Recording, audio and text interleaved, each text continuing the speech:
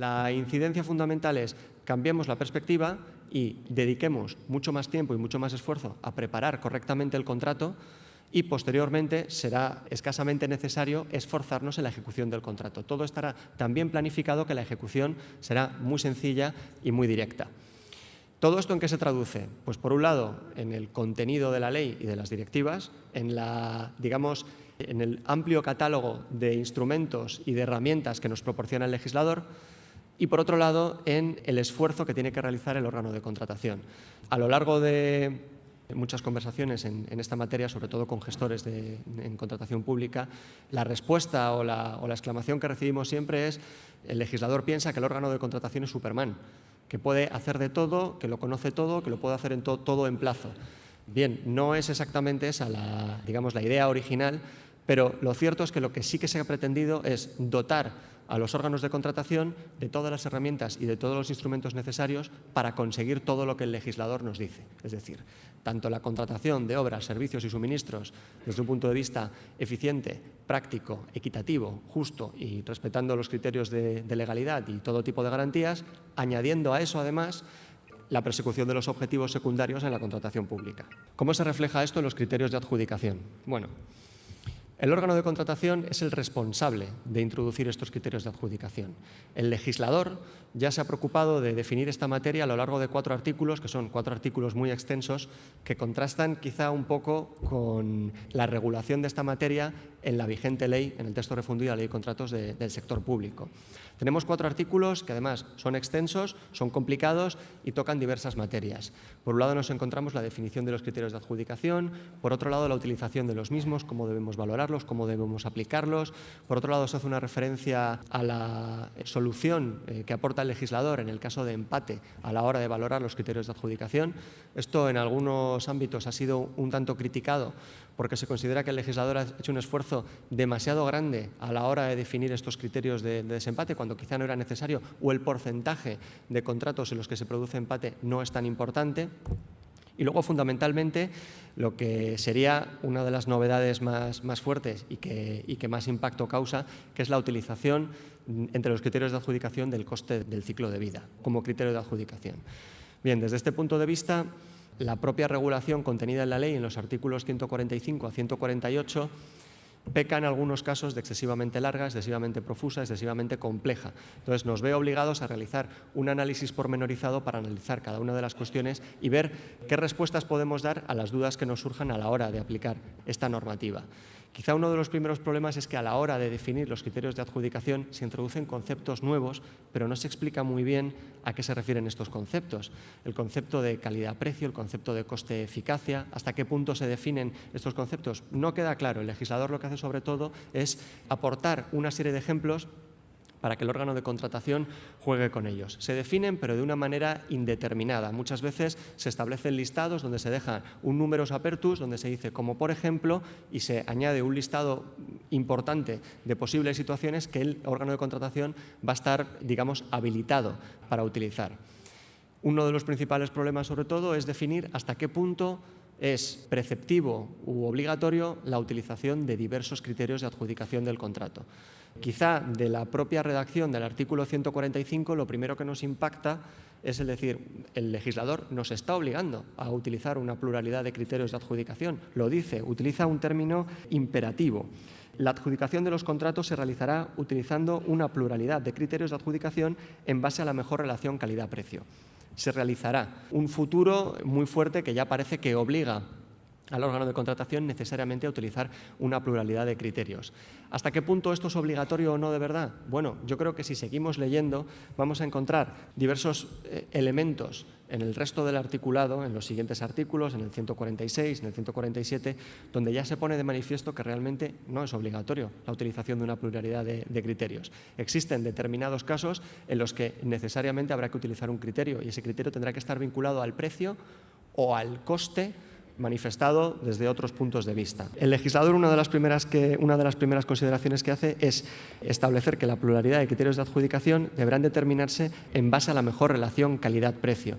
¿A qué nos estamos refiriendo? ¿A qué nos estamos refiriendo con la relación calidad-precio? Porque el legislador en algunos momentos nos hace referencia a criterios cualitativos, que parece que es algo que es similar o que podemos meter en el mismo saco que los criterios sujetos a valoración de carácter subjetivo. Y por otro lado nos habla del coste, que parece que es algo que podemos relacionar con el precio o con los criterios que se deciden mediante fórmula. ¿Hasta qué punto esto es identificable o no es identificable? Parece que en un primer momento es identificable, podemos compararlo y utilizarlo de una manera similar. Bueno, esto lo vamos a ir respondiendo. El legislador se refiere igualmente a la calidad. Por un lado, la mejor relación calidad-precio, que ha de evaluarse con arreglo a criterios económicos y cualitativos.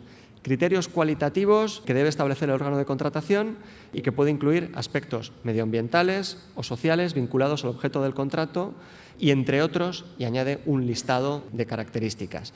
Vamos a referirnos a algunas de ellas porque yo creo que es interesante, pero hasta cierto punto yo cada vez que leo este listado tengo la sensación de que es una cantinela que me suena. Esto lo he visto en otras partes de la ley, esto se repite constantemente. ¿Por qué?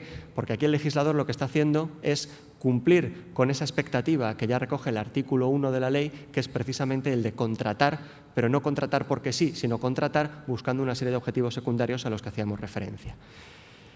Por ejemplo, en el caso de características medioambientales, el legislador hace referencia a la reducción del nivel de emisión de gases de efecto invernadero, a medidas de ahorro de eficiencia energética, a energía de carácter renovable. Desde el punto de vista social hace referencia a la inclusión de personas con discapacidad, a la lucha contra el desempleo, a la introducción de elementos o de criterios de igualdad de hombres y mujeres, inclusión de determinados criterios que permitan, por ejemplo, reservar determinados contratos o determinados lotes de un contrato a centros especiales de empleo, todo este conjunto de características.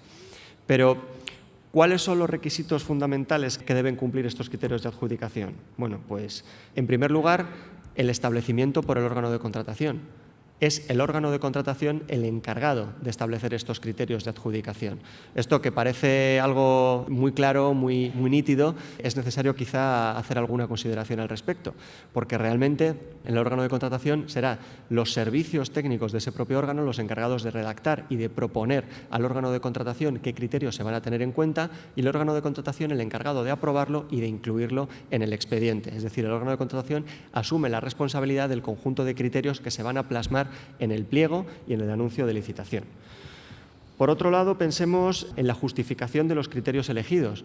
En varios momentos, el legislador nos indica que es necesario justificar la elección de estos criterios. Por ejemplo, en el artículo 116.4 nos exige que se justifique esa elección de los criterios. También en el artículo 146.2 es necesario introducir una justificación que permita determinar por qué se han introducido los criterios. ¿Hasta qué punto esta justificación debe referirse únicamente a la razón para incluir estos criterios, o bien debe guardar, digamos, una garantía adicional, por ejemplo, al establecer la vinculación con el objeto del contrato? Yo creo que esto es una de las piedras angulares a la hora de definir los criterios de adjudicación. Y yo creo que aquí es donde podemos analizar esa relación fundamental entre la definición del objeto del contrato y la utilización de los criterios de adjudicación para su inclusión en los pliegos. Por un lado, la definición del objeto del contrato se vuelve un elemento esencial. El propio legislador ya ha cambiado la configuración y la regulación relativa a la definición del objeto del contrato. Por un lado, indica que el objeto del contrato deberá ser algo definido, algo cierto, pero sin cerrarse a una solución técnica. Es decir, no se puede limitar a la hora de definir el objeto del contrato las posibles soluciones. Es decir, muchas veces el órgano de contratación tiene que definir qué es lo que está buscando y posteriormente, en un momento ulterior a la hora de relacionarse, por ejemplo, con los posibles licitadores, se podrá concretar esta definición. Y por otro lado, la vinculación con el objeto del contrato. El objeto del contrato aparece definido ya indicando que en la medida de lo posible deberán incluirse elementos de carácter social, medioambiental. El legislador lo que pretende con esta medida sobre todo es habilitar al órgano de contratación, por un lado, a perseguir estos objetivos secundarios y por otro lado, a definir el ámbito previo con el que va a poder jugar a la hora de aplicar los criterios de adjudicación. Como digo, el requisito esencial de los criterios de adjudicación es la vinculación con el objeto del contrato. Órgano de contratación, en la medida de lo posible, define correctamente el objeto del contrato, defínelo de una manera exhaustiva y defínelo de una manera digamos, amplia o flexible que te permita utilizar criterios de adjudicación que posteriormente te van a permitir conseguir los objetivos secundarios de la contratación pública, medioambientales, sociales, laborales, etc. Como digo, esta vinculación del objeto del contrato se vuelve una pieza fundamental en el desarrollo del procedimiento de contratación. A partir de ahí, el órgano de contratación va a poder utilizar estos criterios de adjudicación. Otro de los elementos esenciales que se define dentro de los criterios de adjudicación es el recurso fundamental a la calidad como elemento esencial de la valoración de los criterios de adjudicación. Esta calidad tiene, digamos, un peso que se refleja en varios aspectos. Uno de los fundamentales, sobre todo, es la utilización de la experiencia como criterio de valoración. Yo creo que hasta hace relativamente poco hemos podido apreciar una evolución de la normativa contractual, tanto comunitaria como nacional, que han ido haciendo como una pequeña apertura cada vez más amplia en la utilización de la experiencia como criterio de valoración de ofertas. Por un lado, nos encontramos con que el legislador comunitario anterior, en las directivas del año 2014, ya hacía referencia a la calidad, pero de una manera muy limitada. Digamos, la evolución jurisprudencial del Tribunal de Justicia de la Unión Europea ha ayudado y ha asistido a este proceso de ampliación del concepto de la experiencia como criterio de valoración con dos sentencias fundamentales. Por un lado, la sentencia Lianakis, que hacía referencia a una distinción entre, digamos, dos tipos de experiencia, la experiencia general y la experiencia concreta, indicando que la experiencia general de los licitadores era algo que podía utilizarse precisamente como criterio de solvencia fundamentalmente de carácter técnico. ¿A qué nos estamos refiriendo? Bueno, pues un licitador, por ejemplo, una gran empresa, puede aportar como un criterio de solvencia desde el punto de vista técnico, la experiencia previa en determinados aspectos que enlacen fundamentalmente con el objeto del contrato. Esto es el planteamiento inicial del que podemos partir. Posteriormente, la evolución jurisprudencial se ha manifestado, por ejemplo, a través de la sentencia del Tribunal de Justicia de la Unión Europea en la cuestión prejudicial C601 del año 2013, que fue publicada en el año 2015, y en la cual se hace un análisis, digamos, más en detalle de la utilización de la experiencia. Y aquí ya se abre la puerta a la posibilidad de utilizar la experiencia como criterio de valoración de ofertas, pero se hace refiriéndose a un determinado tipo de contrato específicamente, a unos criterios de valoración concretos y especificando las condiciones que debe cumplir. Es decir, no hace una apertura absoluta, pero deja la puerta abierta a su utilización.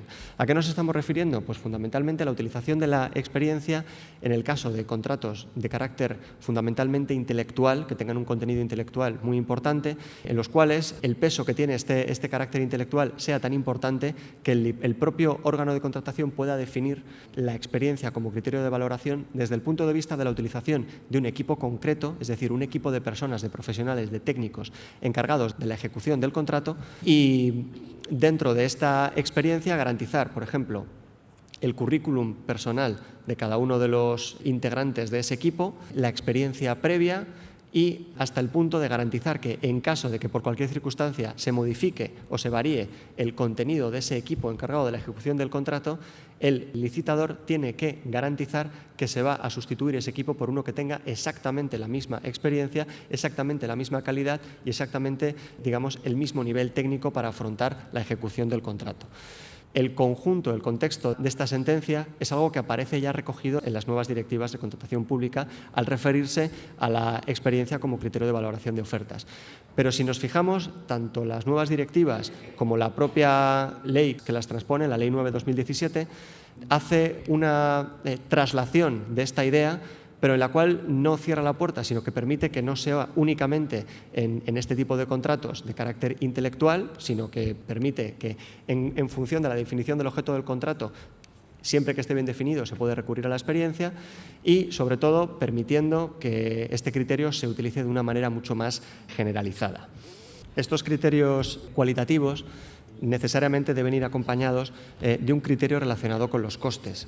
En función de la elección del órgano de contratación, puede ser un precio o un planteamiento basado en la rentabilidad como el coste del ciclo de vida. El artículo 148 es el encargado de definir tanto qué consideramos como ciclo de vida como la forma de aplicarlo y la forma de utilizarlo como criterio de valoración. En cuanto a la obligatoriedad o no de la utilización de una pluralidad de criterios, bueno, como digo, por un lado nos hemos encontrado con que el legislador en el artículo 145 ya nos dice que necesariamente habrá de utilizarse una pluralidad de criterios a la hora de valorar la adjudicación del contrato a través de los mismos, y por otro lado nos encontramos con pequeños elementos en la normativa que parece desmentir al propio legislador o atenuar esta obligación. Por un lado, en el artículo 145.3 se nos dice: la aplicación de más de un criterio de adjudicación procederá en todo caso en la adjudicación de los siguientes contratos. Y a continuación nos expone un listado de determinados contratos en los que necesariamente será obligatorio utilizar más de un criterio de adjudicación. Por ejemplo, aquellos cuyos proyectos o presupuestos no hayan podido ser establecidos previamente y deban ser presentados por los candidatos o licitadores.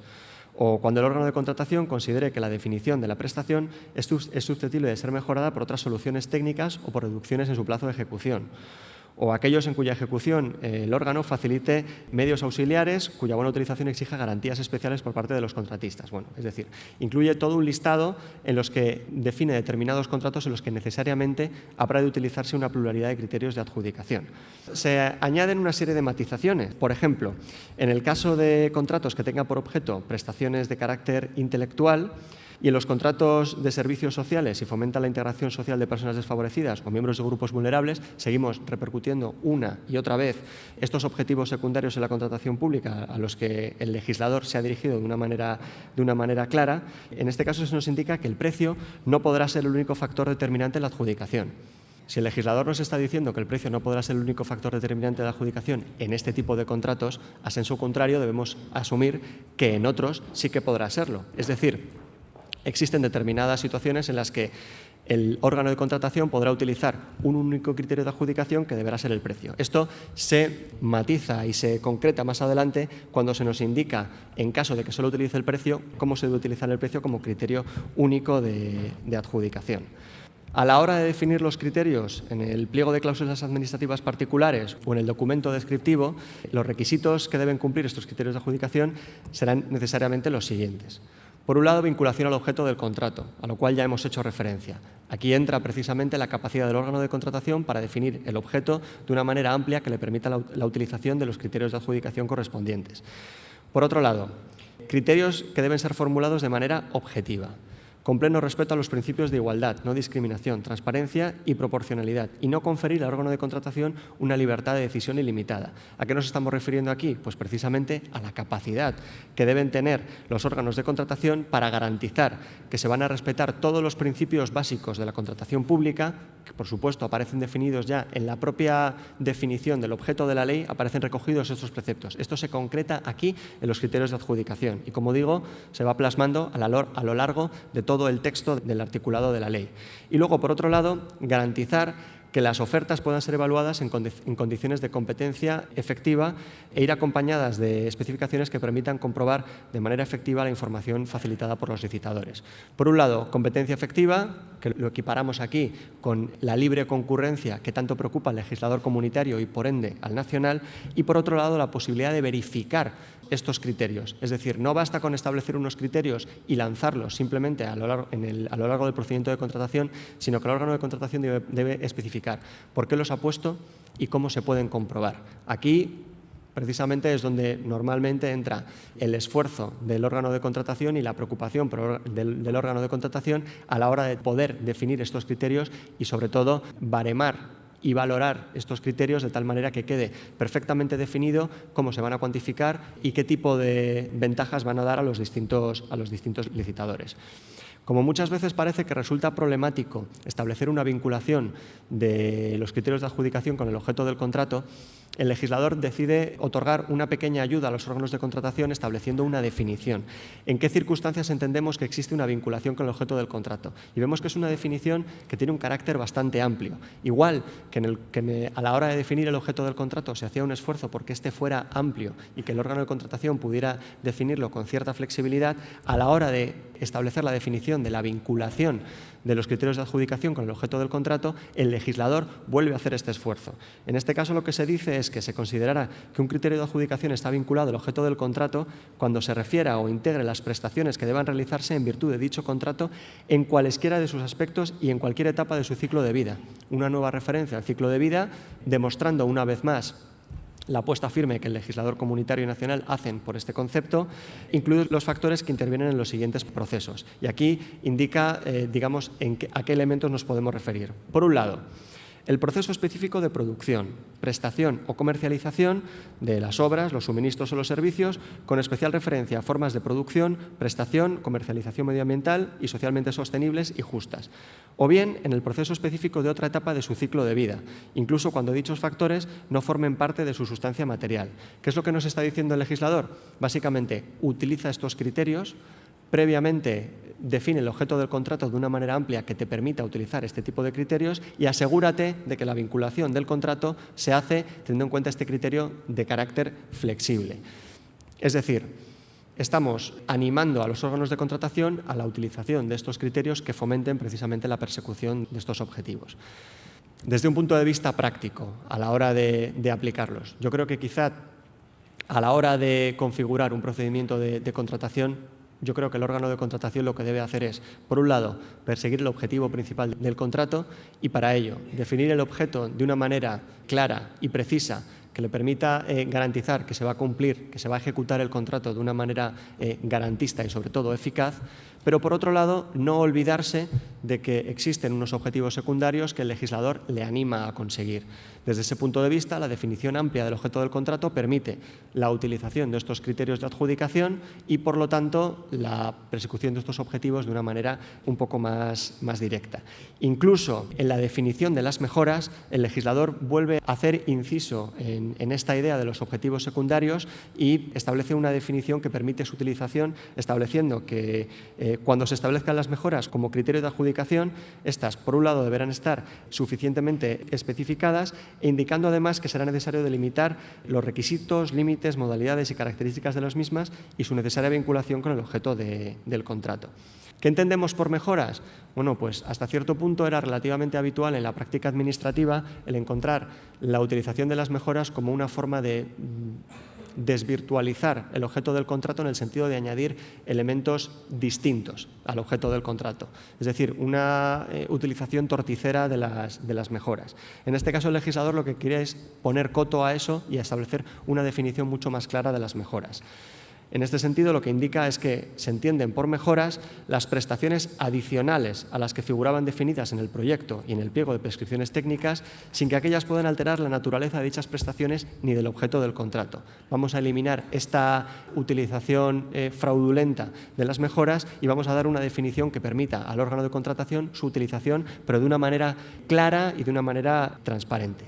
Y luego, además, nos indica que las mejoras propuestas por el adjudicatario pasarán a formar parte del objeto del contrato y no podrán ser objeto de modificación. Vamos a blindar, vamos a garantizar el uso de estas mejoras.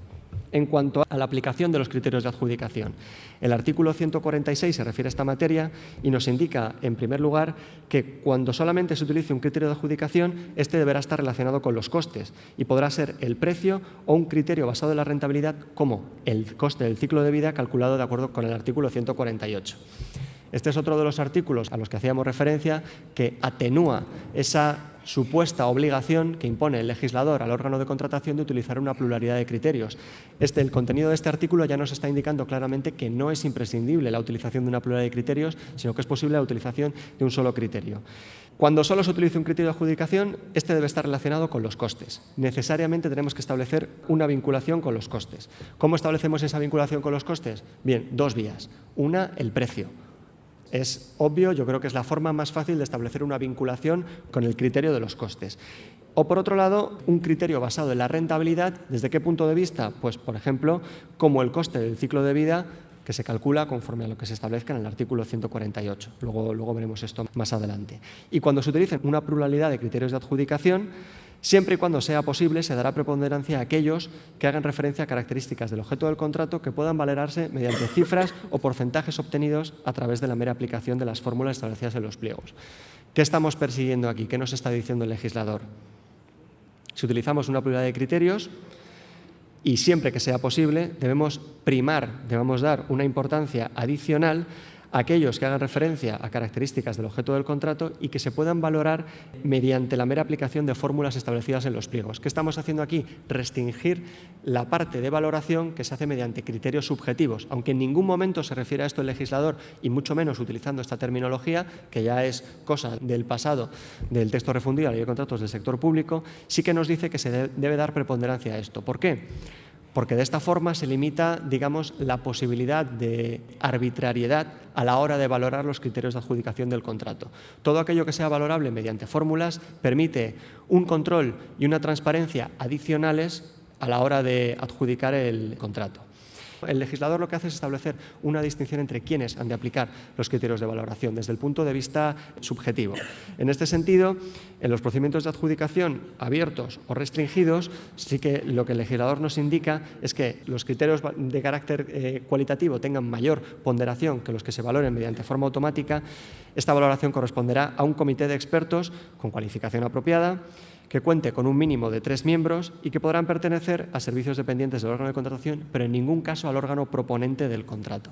Esto es bastante importante y debemos analizarlo porque en algunos casos puede dar problemas desde el punto de vista práctico. Pensemos en órganos de contratación muy pequeños en los que es muy difícil establecer una separación entre los servicios técnicos y el propio órgano de contratación u órgano proponente del contrato.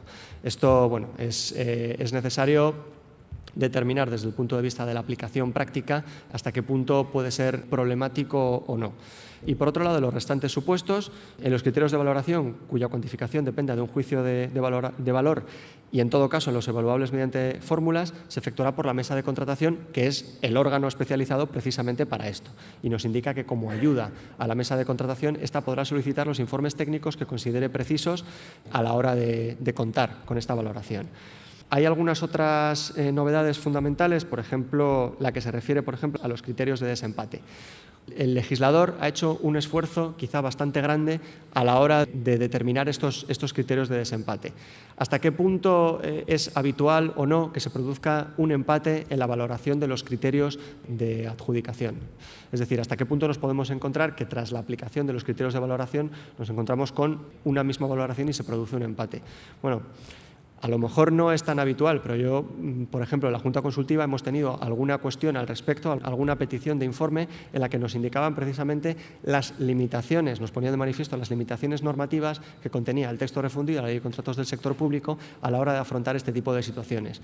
En la normativa anterior, el sistema estaba configurado de tal manera que en el caso de que hubiese un empate a la hora de valorar las ofertas, el problema se daba fundamentalmente por el hecho de que si el órgano de contratación había previsto la posibilidad de empate, cosa que no es habitual, en ese caso podría aplicar una serie de criterios que venían establecidos en la ley, la mayoría relacionados con criterios de carácter social.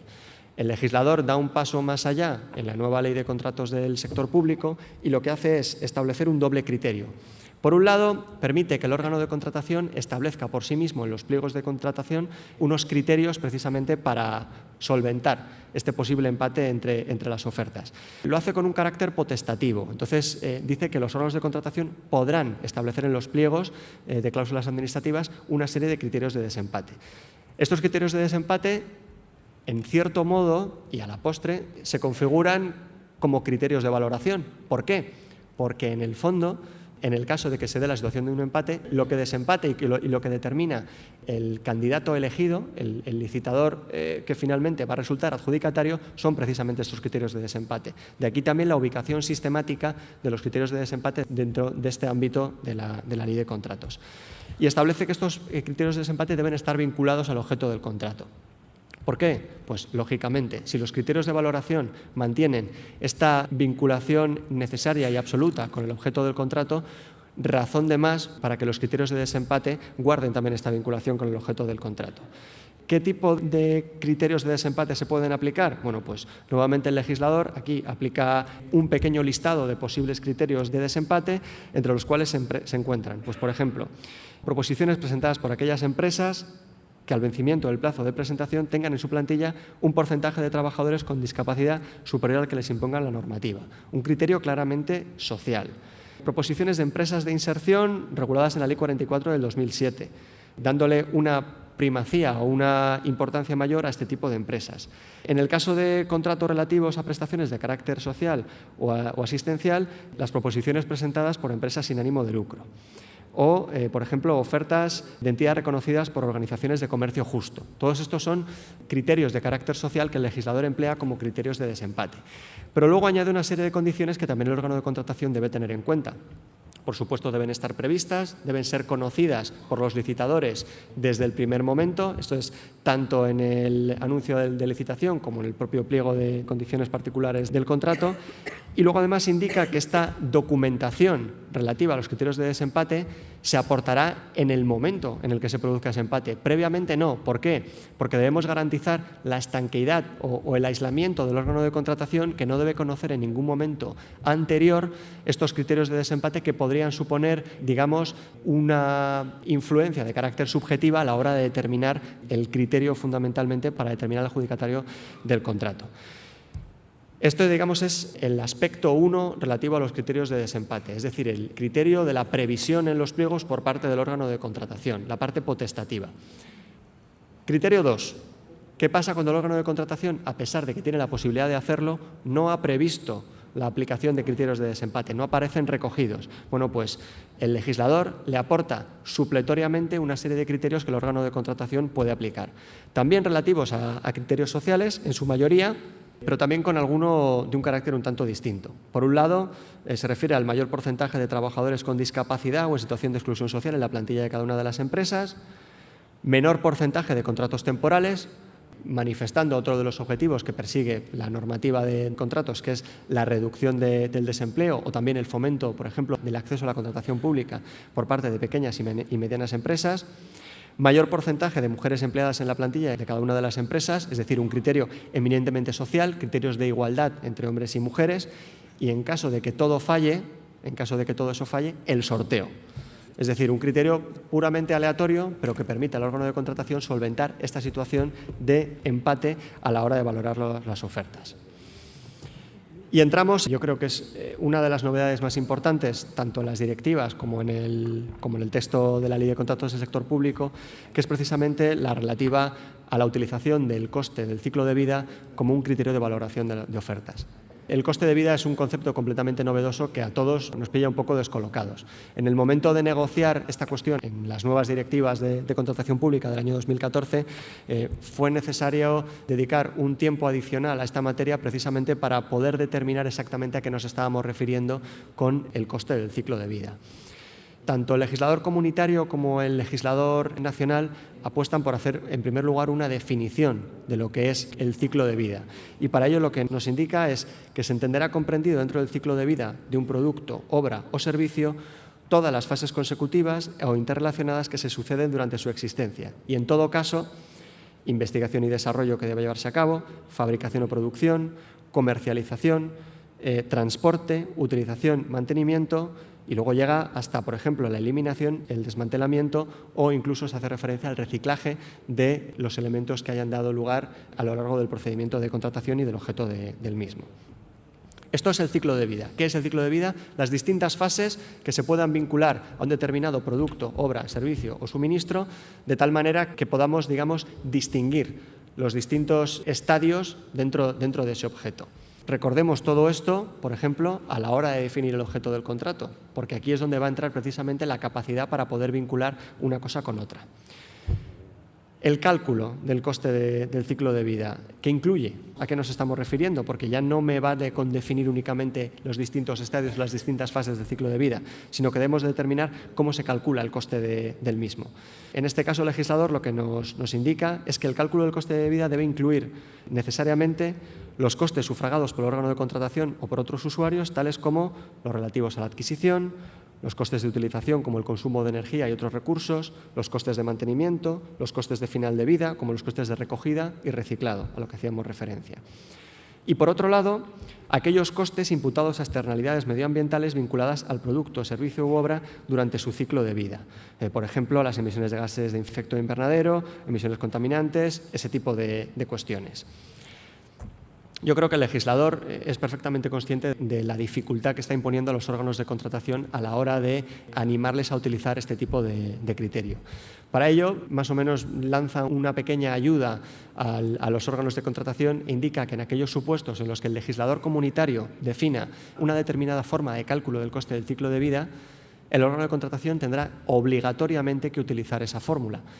De esta manera, digamos que está asistiendo en cierta medida a los órganos de contratación y facilitándoles la tarea respecto a determinados elementos de este cálculo del coste del ciclo de vida. Y por otro lado, nos indica una serie de requisitos que deben cumplir estos costes del ciclo de vida.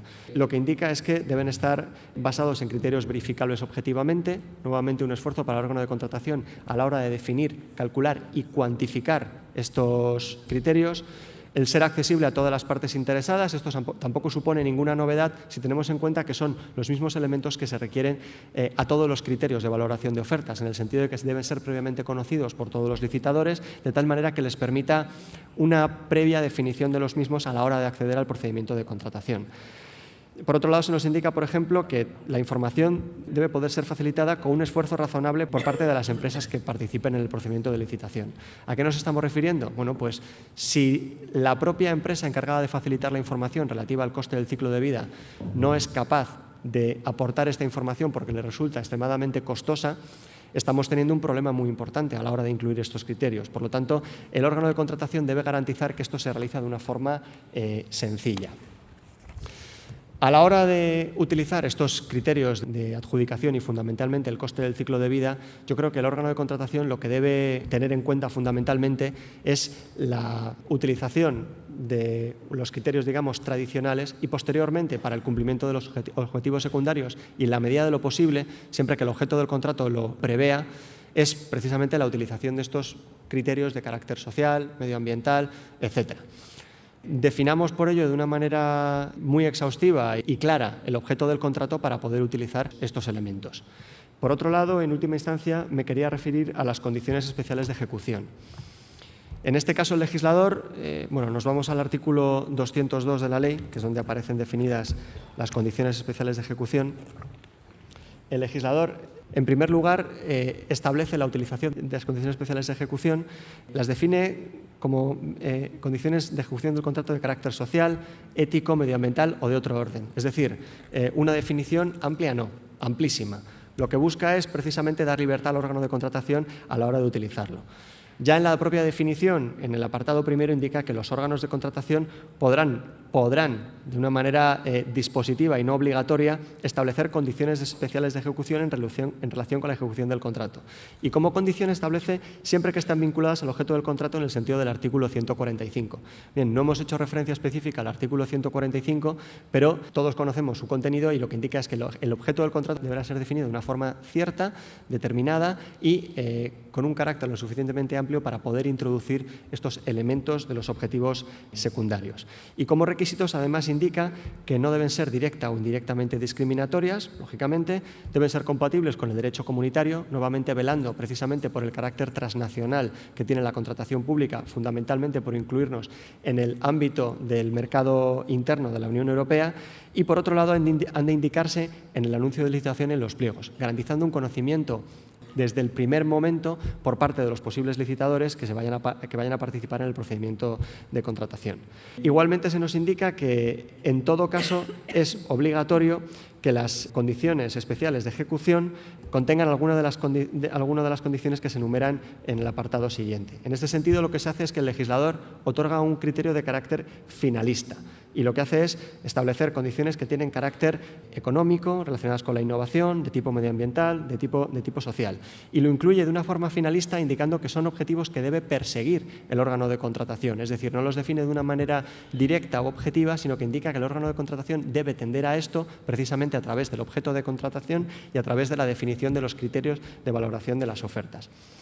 ¿Qué pasa si no tienen nada que ver las condiciones especiales de ejecución o si el propio órgano de contratación se plantea, bueno, es que este tipo de cuestiones no guardan ninguna relación con el objeto del contrato? Bueno, debemos plantearnos hasta qué punto el objeto del contrato con la amplitud que nos otorga el órgano de contratación está bien definido o no.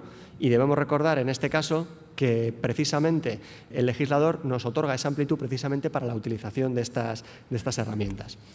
Y finalmente lo que se nos indica es que las condiciones especiales de ejecución pueden tener una serie de consecuencias en caso de su incumplimiento.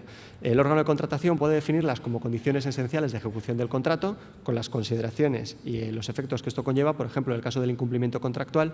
Y por otro lado nos indica que también es posible que el órgano de contratación defina las condiciones especiales de ejecución desde el punto de vista, por ejemplo, de las prohibiciones de contratar, indicando que si tienen un carácter esencial y dan lugar a un incumplimiento del objeto del contrato, pueden dar lugar a una prohibición de contratar de las definidas en el artículo 71.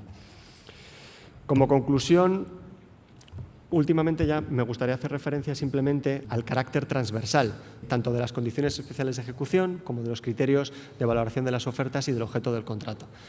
Esto enlaza con el planteamiento original de la exposición cuando hacíamos referencia a lo que está persiguiendo el legislador con la normativa de contratos. Es decir, además de los objetivos normales de la contratación pública, la consecución de unos objetivos secundarios, la utilización de la contratación como palanca para mover otros elementos de la realidad económica y social y conseguir una mejora tanto social como económica, como medioambiental, etc.